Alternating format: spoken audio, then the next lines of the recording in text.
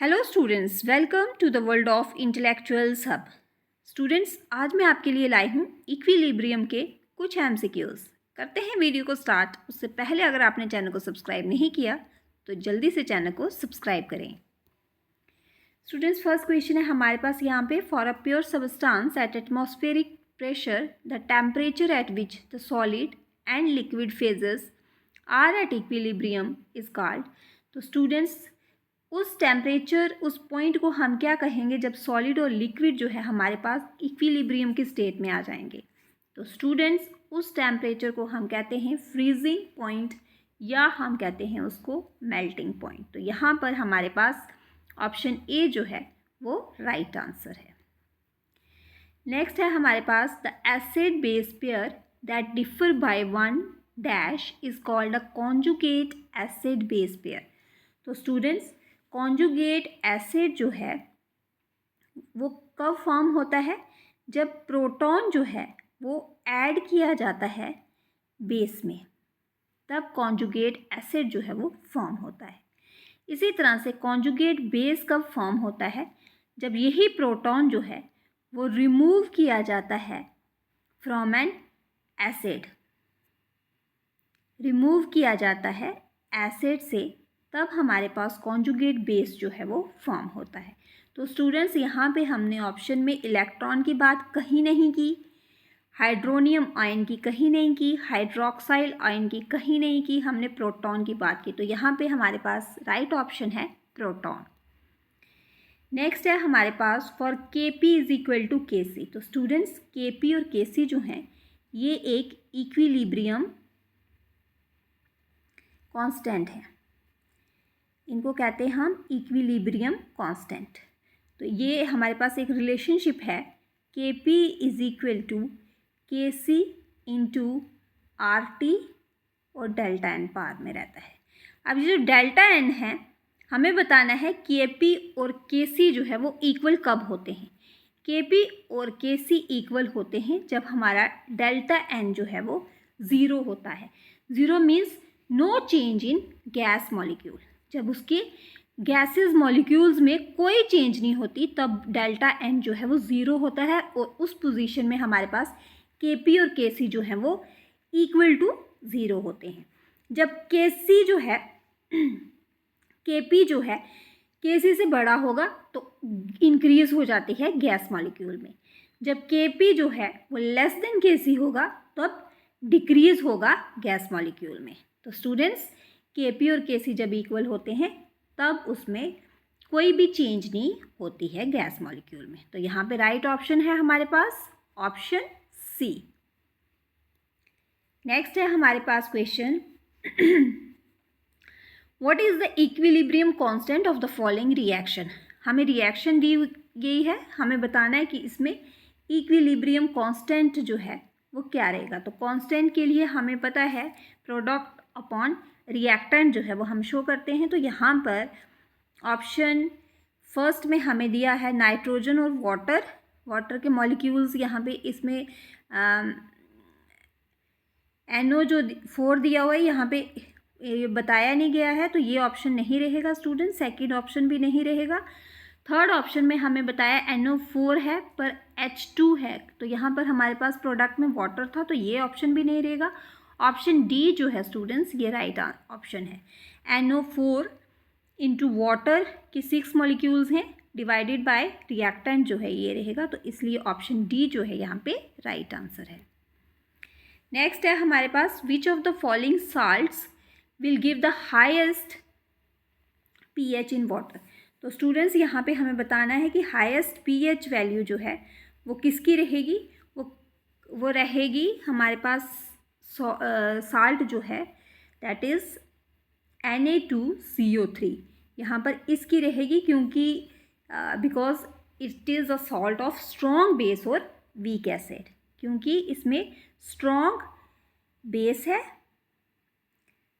Base है और week जो है वो एसिड है, जिसकी वजह से इसकी pH वैल्यू जो है सोडियम बाइकार्बोनेट की वो वाटर में हाईएस्ट रहेगी। ठीक है स्टूडेंट्स। नेक्स्ट क्वेश्चन है हमारे पास, the solubility product of calcium sulphate is 6.4 into 10⁻⁻⁵. The solubility salt in mole. हमें यहाँ पे इसको सॉल्युबिलिटी प्रोडक्ट की दी हुई है यहाँ पे 6.4 इंटू 10⁻⁻⁵. तो हमें ये कैलकुलेट करना है स्टूडेंट्स कि इसमें कितना रहेगा, इसका सॉल्युबिलिटी मोल में इसकी कितनी रहेगी. तो जब हम इसको सॉल्युबिलिटी मोल्स में निकालेंगे इसकी, तब हमारे पास आंसर में आ जाएगा. हम इसको निकालेंगे स्टूडेंट्स. इसके लिए हमारे पास फार्मूला है कैल्शियम सल्फेट. कैल्शियम और सल्फेट है हमारे पास. यहाँ पे इसके 2 पॉजिटिव, जब इसको ब्रेक करेंगे तो ये 2 पॉजिटिव और 2 नेगेटिव आयंस में आ जाएगा. ठीक है, कैल्शियम सल्फेट जो है हमारे पास, इसका ये सॉल्ट है स्टूडेंट्स.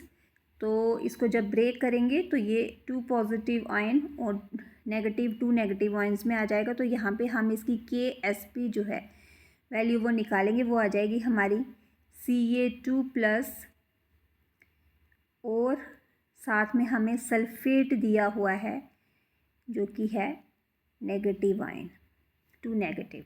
ठीक है, तो अब इसका मतलब ये है कि इसके पास हमारे पास यहाँ पे ये भी S आ गया और यहाँ पे ये भी हमारे पास S आ गया. तो इसका मतलब KSP जो है हमारे पास कितना हो गया, S² हो गया. KSP = S².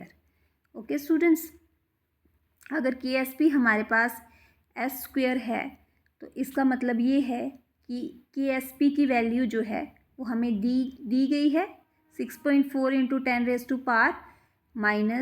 That is 6.4 into 10⁻⁻⁵ is equal to S². तो स्टूडेंट्स ये अगर S² है तो इसका मतलब कि हमें यहाँ पे इसको अंडर रूट की फॉर्म में लेना है.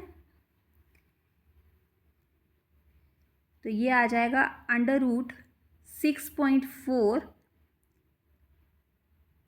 Into 10⁻⁻⁵ is equal to S.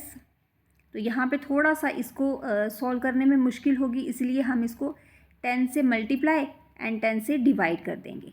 जब हम इसको 10 से मल्टीप्लाई और 10 से डिवाइड करेंगे स्टूडेंट्स, तो हमारे पास 64 का अंडर रूट जो है वो आ जाएगा 8 इंटू 10⁻⁻⁵. और यहाँ पे ये 1 दिया हुआ तो ये हो जाएगा 10⁻⁻⁶ का हाफ ले लेंगे हम.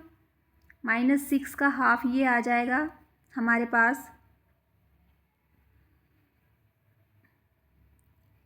ये -6 का हाफ आ जाएगा हमारे पास 8 इंटू 10⁻⁻3.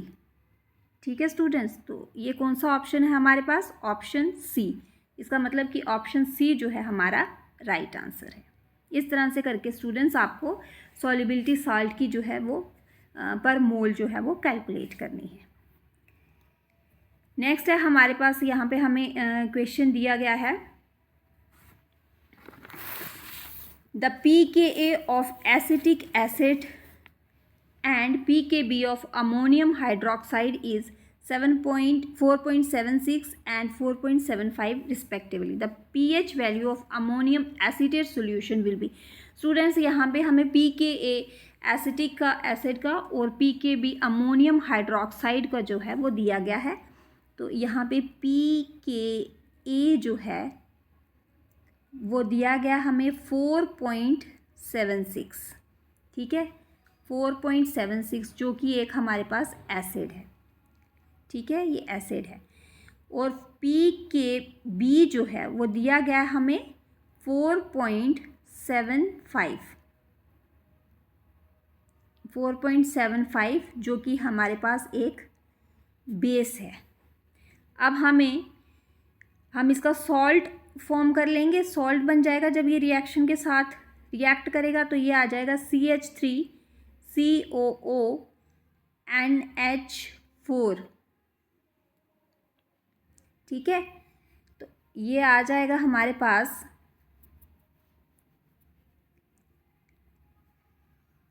इसका फॉर्मूला है हमारे पास students, weak acid weak base को कैलकुलेट करने के लिए हमारे पास फॉर्मूला है pH is equal to 1/2 into pKa minus pKb।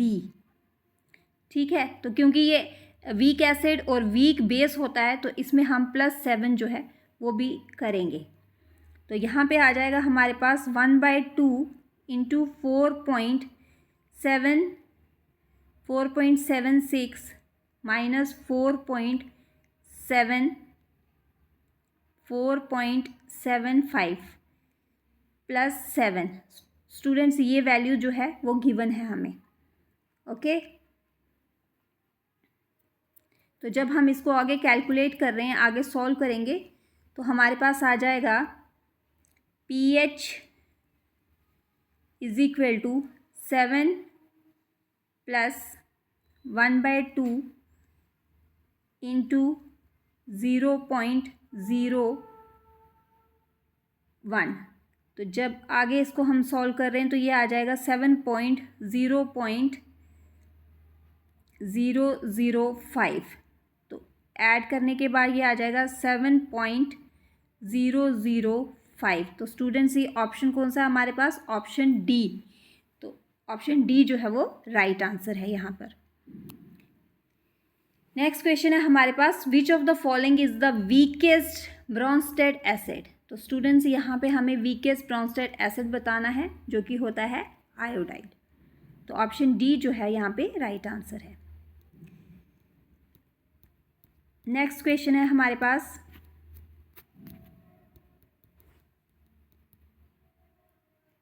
in a reversible reaction two substances are in equilibrium.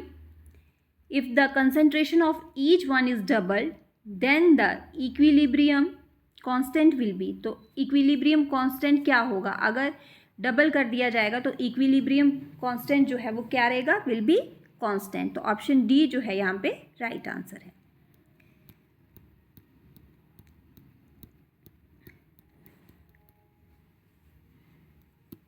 Next question है हमारे पास स्टूडेंट्स यहाँ पे,